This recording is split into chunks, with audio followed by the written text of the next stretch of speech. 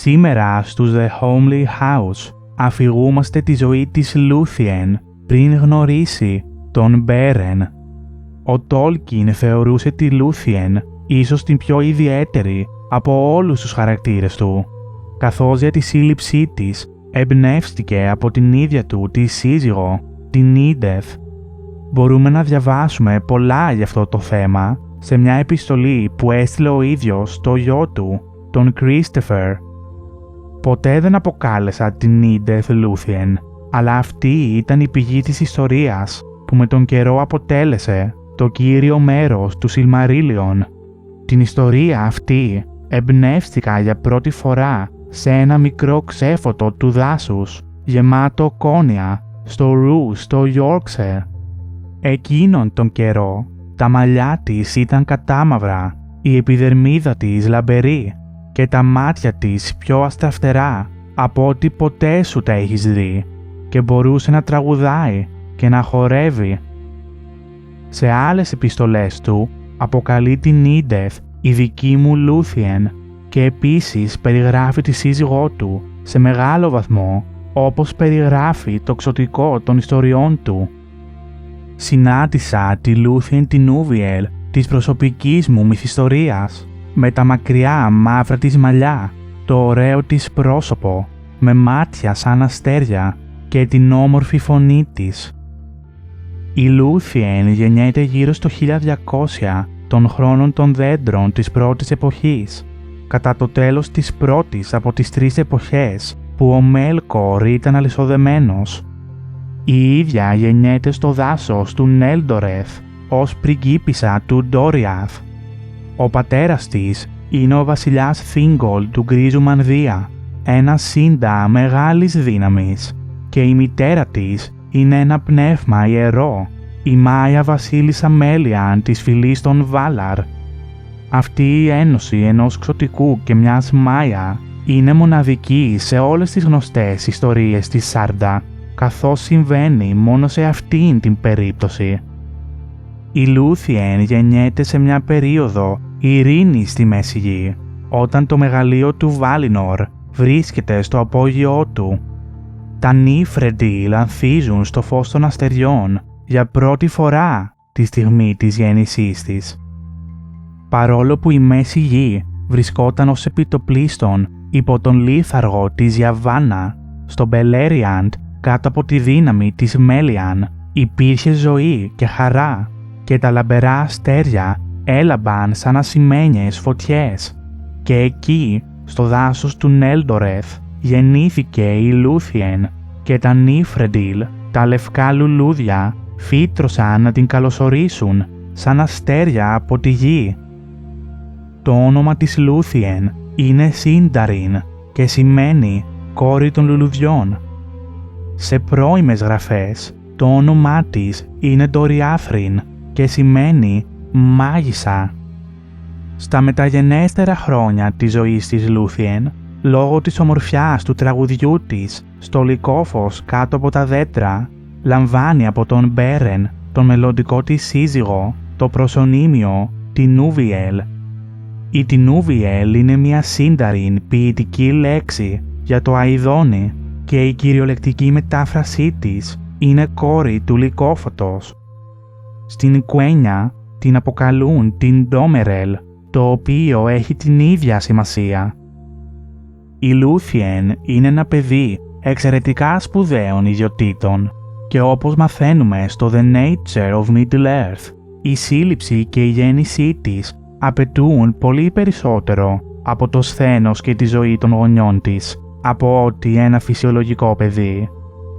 Η Λούθιεν λέγεται ότι είναι η σπουδαιότερη από όλους τους Έλνταρ, και μαζί με τον Φέανορ και την Γκαλάντριελ του Βάλινορ αποτελεί την κύρια υπόθεση των θρύλων και των ιστοριών των ξωτικών. Είναι η πιο ευγενής και η πιο ωραία και η πιο όμορφη από όλα τα παιδιά του κόσμου και από όλα τα ζωντανά πλάσματα που καταγράφονται στην αρχαία ιστορία. Και από την αγάπη του Θίνγκολ και της Μέλιαν ήρθε στον κόσμο το ωραιότερο από όλα τα παιδιά του Ιλούβαταρ που υπήρξε ή που θα υπάρξει ποτέ. Η Λούθιεν κληρονομεί την ομορφιά και τα μαύρα μαλλιά της μητέρας της Μέλιαν, και τα δικά της μαλλιά είναι πιο λεπτά και από τις πιο λεπτές κλωστές του Λυκόφωτος. Διότι η Λούθιεν ήταν η πιο όμορφη από όλα τα παιδιά του Ιλούβαταρ. Γαλάζιο ήταν το ένδυμά της, σαν τον ασυννέφεια στο ουρανό. Τα μάτια της όμως ήταν γκρίζα, σαν το αστροφώτη στο βράδυ. Ο μανδύας της ήταν κεντημένος με χρυσαφένια λουλούδια, αλλά τα μαλλιά της ήταν μαύρα, σαν τις σκιές του Λυκόφωτος, σαν το φως στις φιλοσιές των δέντρων, σαν τη φωνή των κρυστάλλινων νερών, σαν τα αστέρια πάνω από τις ομίχλες του κόσμου. Τέτοιο ήταν το μεγαλείο της και η ομορφιά της, και στο πρόσωπό της έλαμπε ένα στραφτερό φως. Επιπλέον, η Λούθιεν περιγράφεται ως πιο όμορφη από ό,τι μπορεί να υποθεί στη γλώσσα των θνητών, καλήγραμμη και με λαμπερά μάτια, και η φωνή της πιο γλυκιά και από αυτή του αηδονιού. Στο Μπελέριαντ εκείνες τις ημέρες τα ξωτικά κυκλοφορούσαν και τα ποτάμια κυλούσαν και τα αστέρια έλαμπαν και τα νυχτολούλουδα ανέδιδαν το άρωμά τους, και η ομορφιά της Μέλιαν ήταν σαν του μεσημεριού και η ομορφιά της Λούθιεν ήταν σαν την ανοιξιάτικη αυγή. Ποτέ τόσο ωραία άκρα δεν θα τρέξουν ξανά πάνω στην πράσινη γη. Ποτέ κανένα τόσο όμορφο πρόσωπο δεν θα κοιτάξει ξανά τον ουρανό, ώσπου τα πράγματα να αλλάξουν για πάντα. Η Λούθιεν ευχαριστιέται στο χορό και λέγεται ότι όπου και αν πηγαίνει, ο χειμώνας είναι ανίσχυρος και τα λουλούδια δεν φθήνουν και τα πουλιά τραγουδούν. Η ίδια κληρονομεί το τραγούδι και τις τέχνες της μητέρας της, καθώς συχνά τραγουδάει στα δάση, και το τραγούδι της επιδεικνύει εξαιρετική δύναμη.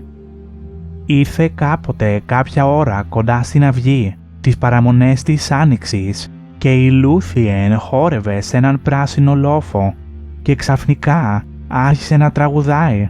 Δυνατό, διαπεραστικό στην καρδιά ήταν το τραγούδι της, σαν το τραγούδι του κορυδαλού που σηκώνεται από τις πύλες της νύχτας και εξεχύνει τη φωνή του ανάμεσα στα αστέρια που πεθαίνουν, βλέποντας τον ήλιο πίσω από τα τείχη του κόσμου. Και το τραγούδι της Λούθιεν έλυσε τα δεσμά του χειμώνα και τα παγωμένα νερά μίλησαν και λουλούδια ξεπετάχτηκαν από την κρύα γη όπου τα πόδια της είχαν πατήσει. Όταν η Λούθιεν Τινούβιελ χορεύει, η ικανότητά της είναι σχεδόν συγκρίσιμη με εκείνη της ίδιας της Νέσα, της Βάλιε που χορεύει στο πάντοτε πράσινο γρασίδι του Βάλινορ, και στη μέση γη το ταλέντο της Λούθιεν είναι αξεπέραστο. Η χαρά όμως της Τινούβιελ ήταν περισσότερο ο χορός, και κανένα όνομα δεν μπορεί να σταθεί με το δικό της μπροστά στην ομορφιά και τη λεπτότητα των αστραφτερών ποδιών της. Το θαύμα του τραγουδιού της Λούθιεν και η ομορφιά της είναι τόσο ένδοξα που η φήμη τους έχει εξαπλωθεί σε όλες τις περιοχές του Μπελέριαντ. Κατά τη διάρκεια της ζωής της στο Ντόριαθ, η Λούθιεν γίνεται αγαπητή φίλη του Ντάιρον, του κυριότερου γνώστη των παραδόσεων και ραψοδού του πατέρα της, του βασιλιά Θίνγκολ.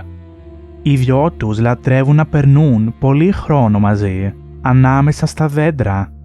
Ο Ντάιρον συχνά παίζει μουσική και η Λούθιεν τραγουδάει και χορεύει στο ρυθμό του, και εκείνος είναι ερωτευμένος μαζί της και την αγαπάει και στη μουσική του θέτει όλη την σκέψη του για αυτήν, αλλά η Λούθιεν δεν ανταποδίδει τα συναισθήματά του. Πολλά χρόνια αργότερα, το καλοκαίρι του 464 της πρώτης εποχής, ενώ η Λούθιεν τραγουδάει και χορεύει ανάμεσα στα κόνια στο φως του φεγγαριού, σε ένα ξέφωτο δίπλα στο μαγεμένο ποταμό Εσγκάλντουιν, ένας άγνωστος επισκέπτεται το δάσος του Νέλντορεθ και τη συναντά τυχαία. Ένας σπουδαίος άνθρωπος, ο οποίος βλέποντάς την μαγεύεται, και η μοίρα της Λούθιεν πιάνεται στη δική του. Σας ευχαριστούμε που παρακολουθήσατε το βίντεο. Θα τα πούμε στο επόμενο, στους The Homely House. Να Μάριε!